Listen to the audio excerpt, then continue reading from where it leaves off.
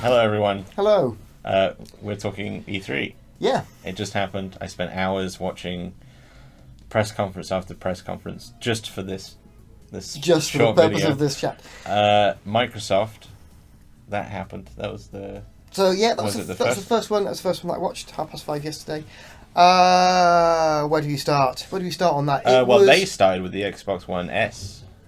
They they capped their conference with the S bits of at hardware. the beginning, and then the Project Scorpio at the end. And there's something a bit weird. About that. I think overall, I wasn't massively impressed with the Microsoft conference.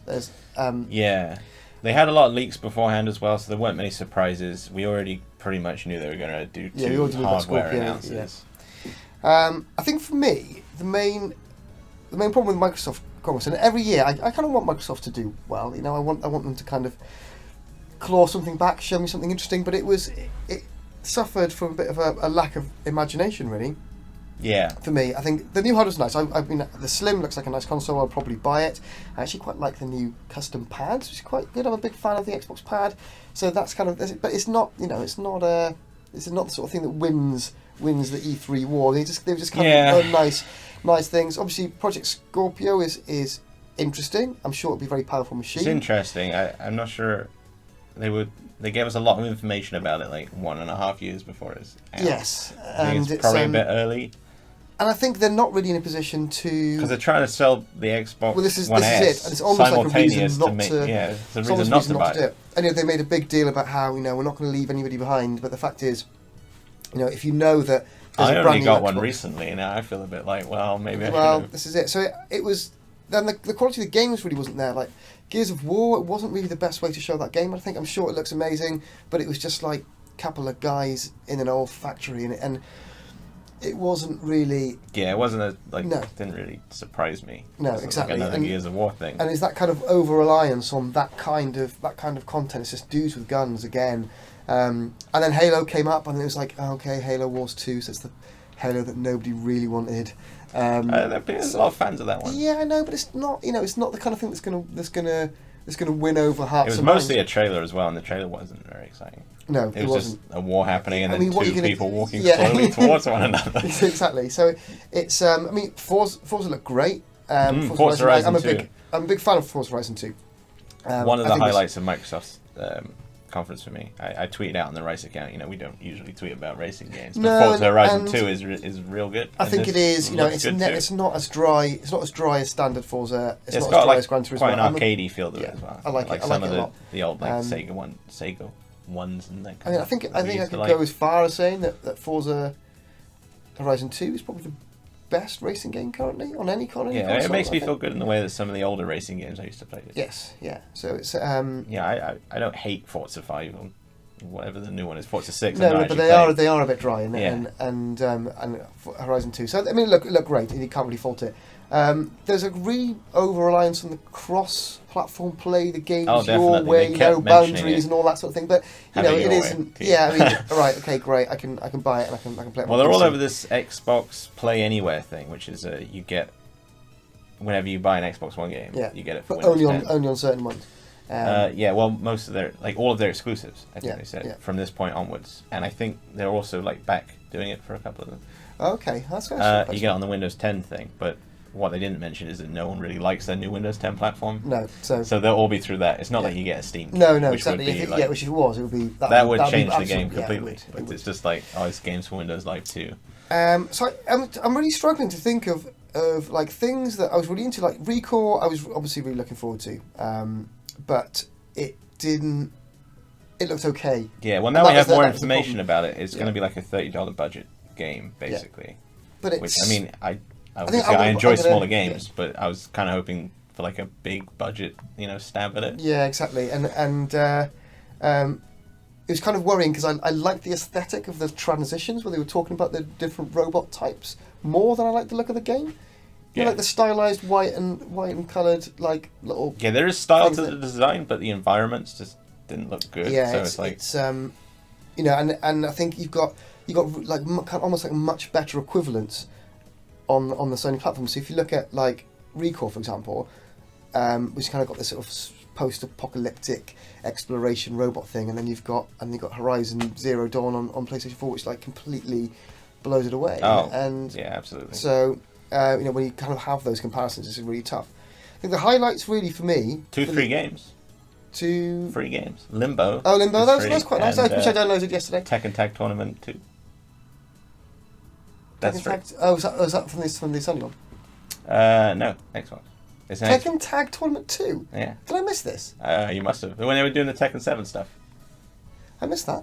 Oh. I didn't realise it could... Really? Yeah, it's free. But it's not... For some reason, it isn't under, like... Because I guess it's, like... Oh, just go into the E3 Briefings tab? No, it's not in the E3 Briefings tab, which is why it's confusing. You just have to... I just searched for it, and it was there free. And it was there? Like they said. Well, I didn't realise. Yeah, okay. So that could be a fun cool. one. That's a good one. Okay. I guess Sony didn't give anyone free games. I think Microsoft did that last year. What did they give away last year?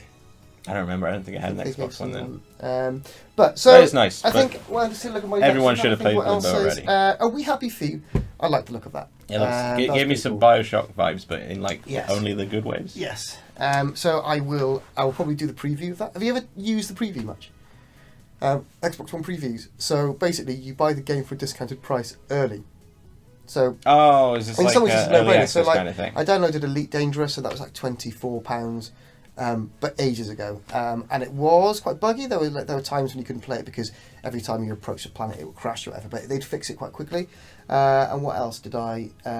Arc, which is really good. Thing. Yeah, they were talking about that. And so I think it's a really good system because it means if you're really into it, if you really want to get into it, you can buy the game really cheap, really early, and get a feel for it, and then obviously when the game is kind of complete, then you have it. So that's a really good thing. I think We Happy Few was part of that preview program, if I'm not mistaken. So you could get into that. Really, I think they mentioned it. I think it was like mid-July. I think it was due. So that was good. But overall, it was a little bit disappointing. It was like they'd kind of run out of imagination. VR? Oh, the whole Minecraft thing was really... Get into that? I mean, yes, it's cool. The fact that it's on Gear is kind of quite interesting. But I don't know. Well, they did pay a lot of money for that, for they Minecraft, so I guess they're kind of obligated. But given that they've spent so much money on it... They've not really done much with it. No, they haven't. And this is it. And it's been a couple of years now. So they've bought Minecraft for an awful lot of money. And then... What are they doing with it? When they were talking about, oh look, I've turned the zombies into aliens and now they can shoot. It's like, really, is this the full extent of your hard work on Minecraft? So that stuff was a bit disappointing for me. As I say, I'm a really big Xbox One apologist. I think it's a great machine, and I really want Microsoft to. It's an important thing for Sony to have that level of competition, and I don't think they do at the moment, and that's a shame. Yeah. I mean, I have one too, but it's just kind of becoming a sort of non-machine. I mainly use it for watching Crunchyroll. No, that's I will say that the UI on Crunchyroll is better than the UI of the PlayStation 4 Crunchyroll. And that's just a fact. I'm using it for TV. It's my TV and Battleborn machine, and Xbox backward compatible stuff. Yeah, so I've been playing Galaga Legions on it for the last couple of nights. I'm not even sure what I'm playing on Xbox. I'm playing Assassin's Creed because I got it cheap somewhere. Yeah. Sometimes you can get games cheaper on Xbox than on other ones. Is that a good thing? They have good sales and stuff. So it's and they're free games, of course, from their Games for Gold has been pretty good the last few months. So there's also Dead Rising. Oh yes, which is great. 4. Which is great. I wasn't so keen on the Christmas theme. I really like Dead Rising 3. They got Dead to keep changing it up a bit, though. Is a really it's one of the. I didn't play that one. I skipped out that one. I probably should get that. It's excellent. It's really good.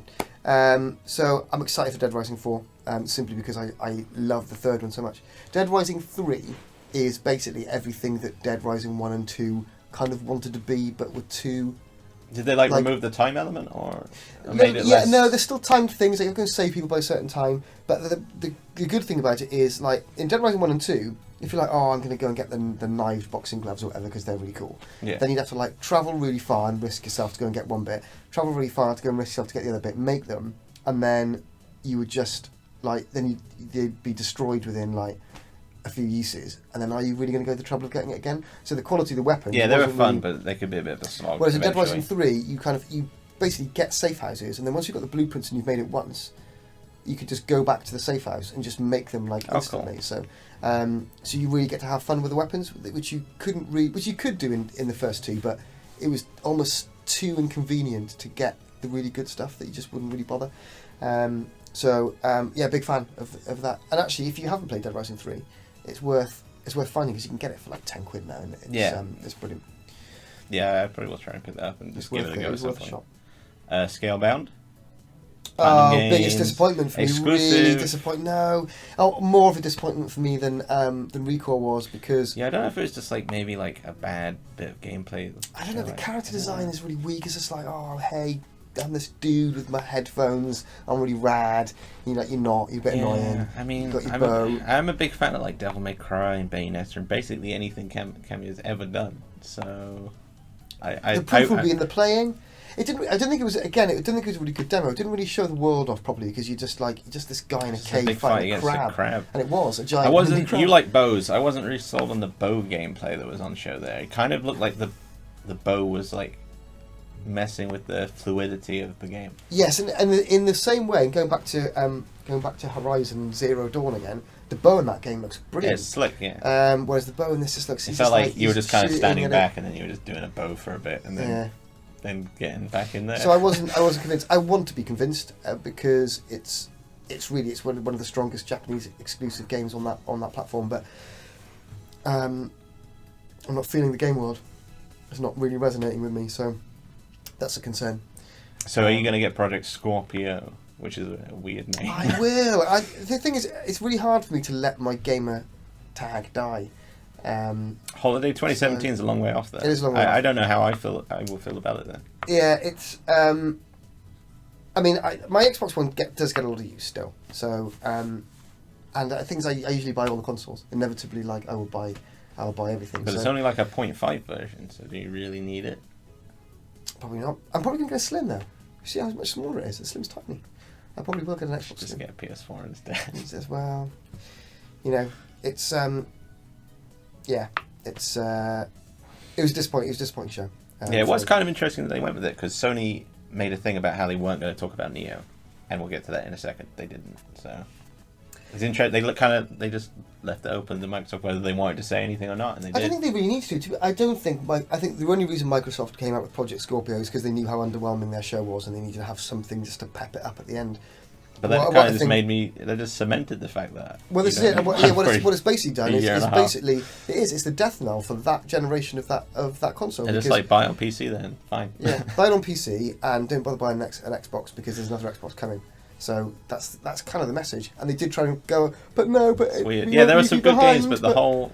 But why would you do it? Why would you buy an Xbox One now, knowing that there's a much better Xbox? Actually not that far away, 18 months away? Yeah. Almost exactly 18 months away. So there were some good games like sprinkled within, but as a whole it was kind of a bit weird. Yeah, it was a bit weird. And there's like interesting indie games and stuff, but it's not really a selling point anymore. There's interesting indie games everywhere on all platforms, so you can't even go, but we've got these like quirky little things like Cuphead or whatever, it looks really nice. But compared to EA's thing, it's much better. So